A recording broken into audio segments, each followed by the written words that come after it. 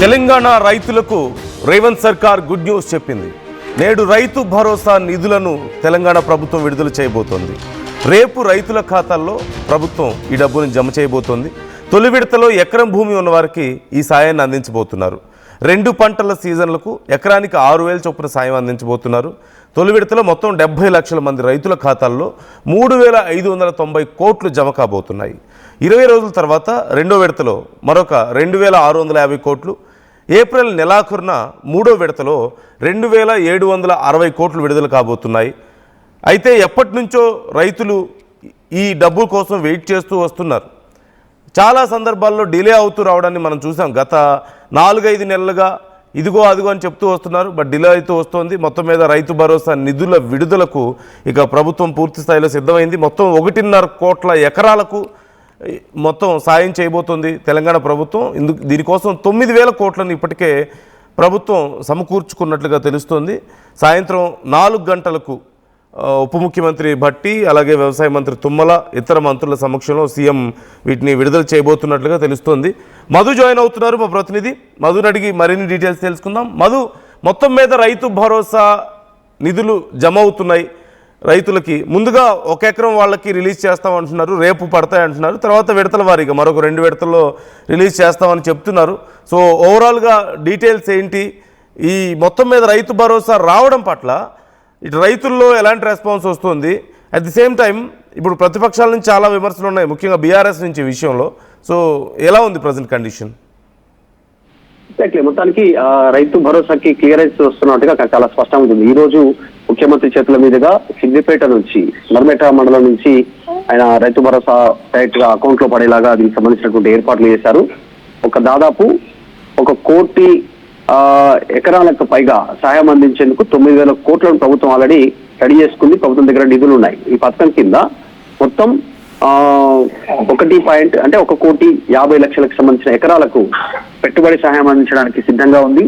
సిద్దిపేట జిల్లా వచ్చేసి నర్మేట ప్రాంతంలో ఒక ఆయిల్ ఫ్యాక్టరీకి సంబంధించినటువంటి ఓపెనింగ్ సందర్భంగా ఒక భారీ బహిరంగ సభ ఏర్పాటు చేశారు.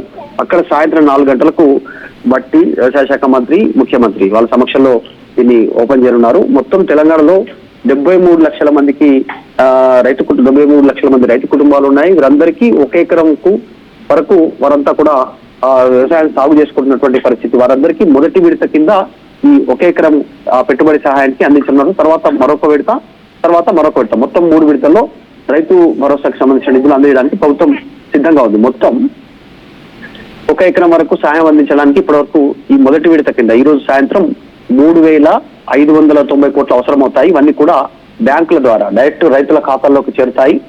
ఆదివారం సెలవైనప్పటికీ కూడా దీనికి సంబంధించినటువంటి ఏర్పాట్లు చేశారు. సో అకౌంట్ లో జమ అయ్యేది మాత్రం సోమవారం జమ అయ్యేటువంటి పరిస్థితి కనిపిస్తా ఉంది. ప్రస్తుతానికి మాత్రం 20 రోజుల తర్వాత రెండో విడత కింద 2,650 కోట్లు జమ అయ్యనున్నారు. ఇదే రైతు భరోసా కింద పెట్టుబడి సహాయం.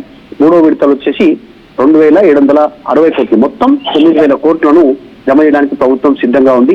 ఈరోజు అత్యంత ప్రతిష్టాత్మకంగా ఈ స్కీమ్ కి సంబంధించిన విషయంలో అంటే ప్రతిపక్షాల ఆరోపణలు చేస్తా ఉన్నాయి. ఒక పక్క అసెంబ్లీ నడుస్తా ఉంది, లేవనెత్తేటువంటి అవకాశం ఉంది. ఇది రైతు బంధు కాదు, రాహుల్ బంధు అనేటువంటి ఒక స్లోగన్ తో బీఆర్ఎస్ అసెంబ్లీ ముట్టడి కార్యక్రమాలు చేసుకుంది, ర్యాలీలు నిర్వహిస్తా ఉంది. అసెంబ్లీలో కూడా దీనికి సంబంధించి మాట్లాడుతూ ఉన్నటువంటి పరిస్థితి. కాబట్టి దీనిపైన కాస్త మరింత విమర్శలు రాకముందుకే ఈ రోజు అసెంబ్లీ సమావేశాల జరుగుతున్న నేపథ్యంలోనే ముందుగానే ప్రకటించింది. ఈ రోజు దీనికి సంబంధించిన స్కీమ్ ఓపెన్ కానున్న నేపథ్యంలో కాస్త రైతులు ఎదురు చూస్తున్నటువంటి చాలా రోజుల నిరీక్షణకి పులి స్టాప్ పడేటువంటి అవకాశం ఉంది. దీంట్లో ప్రతిపక్షాల ఆరోపణలు చేస్తా ఉన్నాయి ఏంటంటే పెట్టుబడి సహాయం అనేటువంటిది రైతు పంట వేసేటువంటి సమయంలో అందాలి, పంట వేసిన తర్వాత ఇన్ని రోజులకు ఇస్తే అది దేనికి ఉపయోగపడుతుంది, దాని రైతు బంధు అనేటువంటి దాని పేరు సాధకమే ఉండదు అనేటువంటి ఒక విమర్శలు అయితే చేస్తా ఉన్నారు. కానీ మొత్తానికి ప్రభుత్వం నిధులనేమితో సతమతం అవుతా ఉంది. నిధులు సమకూర్చుకున్న తర్వాత ఈ రోజు సంబంధించినటువంటి రైతు భరోసా కింద స్కీమ్ ఈ రోజు మళ్ళొకసారి రైతుల అకౌంట్ డబ్బులు పడడానికి మొదటి విడత కింద ఎకరం వరకు ఏర్పాట్లు చేస్తున్నారు.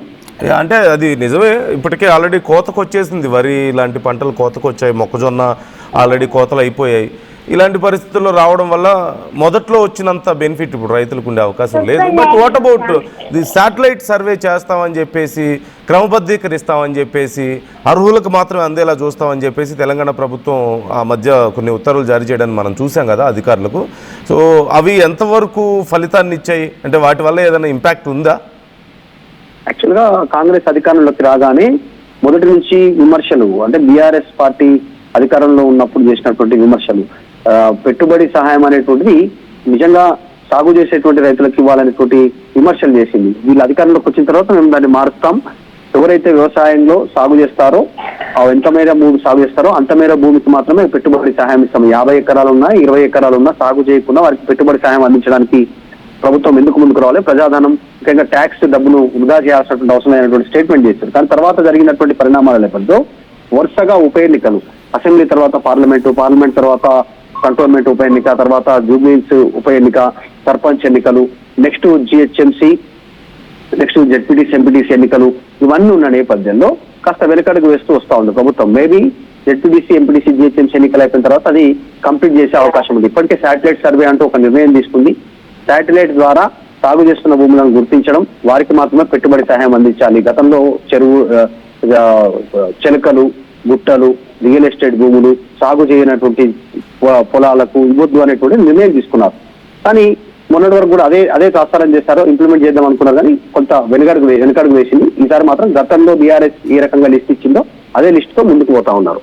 కొంచెం టెక్నికల్ ఎర్రర్స్ ఉంటే వాళ్ళు బ్యాంకు ద్వారా అధికారులను సంప్రదించవచ్చు, క్లారిటీ వచ్చేటువంటి అవకాశం ఉందని చెప్తా ఉన్నారు. కానీ సో ప్రస్తుతానికి మాత్రం వెనకడుగు వేసింది ప్రభుత్వం. గతంలో ఇచ్చినట్టుగానే ఈసారి కూడా రైతు భరోసా కింద పెట్టుబడి సహాయాన్ని అందించడానికి సిద్ధంగా ఉంది. కాకపోతే రైతులు ఆల్రెడీ పంట వేసుకున్నారు, పంట చేతికొస్తున్నటువంటి టైం ఈ సమయంలో రైతు భరోసా అందుతుంది. దీని తర్వాత ఇమీడియట్లీ జెడ్పీటీసీ ఎంపీటీసీ ఎన్నికలకు వెళ్లే అవకాశం ఉంది ప్రభుత్వం అనేటువంటి ఒక అభిప్రాయాన్ని కూడా ప్రతిపక్షాలు వ్యక్తం చేస్తా ఉన్నాయి.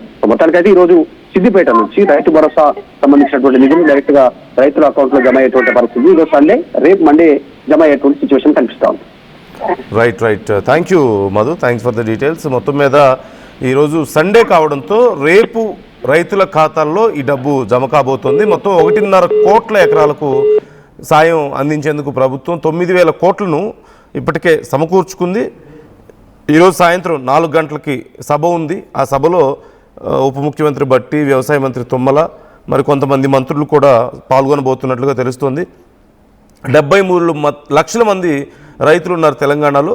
వీరందరికీ 1 ఎకరం వరకు మొదటి విడతలో సాయం అందించబోతున్నారు. 3,590 కోట్లు ఆదివారం ఆర్బీఐ ద్వారా బ్యాంకులకు డైరెక్ట్గా ఖాతాల్లోకి వేయబోతున్నట్లుగా తెలుస్తోంది. ఇక ఆదివారం సెలవు కావడంతో రేపు ఈ అమౌంట్ రైతుల ఖాతాల్లోకి రాబోతుంది.